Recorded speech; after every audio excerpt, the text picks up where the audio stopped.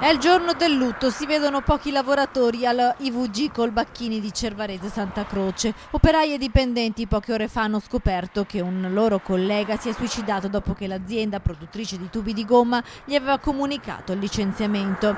Simone Sinigaglia aveva 40 anni e lavorava qui da 15 anni come operaio di semilavorati. I suoi colleghi hanno deciso di astenersi dal lavoro in solidarietà alla famiglia del quarantenne che vive a Cinto Uganeo. Abbiamo chiesto ai lavoratori di astenersi oggi dal lavoro, l'adesione è stata praticamente totale e lo stabilimento è vuoto.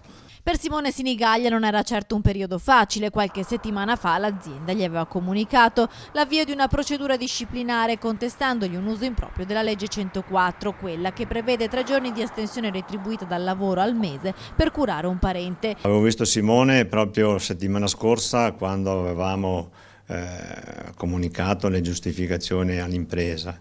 Gli avevo anche comunicato, avevamo condiviso che l'impresa entro 10 giorni doveva decidere l'eventuale provvedimento disciplinare e in qualsiasi caso ero a disposizione per sostenerlo e per tutelarlo, ma come dire, mai mi sarei aspettato un gesto del genere.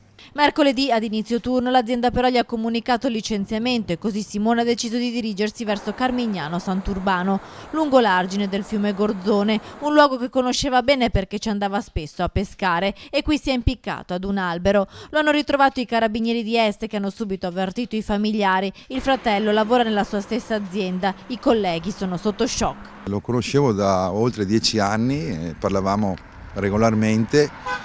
Non c'erano particolari problemi e non ho avuto sentore, nessuno l'ha avuto, ma non so, è insondabile la cosa, per il momento non riesco a spiegarmela. Lo conoscevo da parecchi anni, è persona squisita, lo shock è veramente, non ci si aspettava proprio questo tipo di reazione.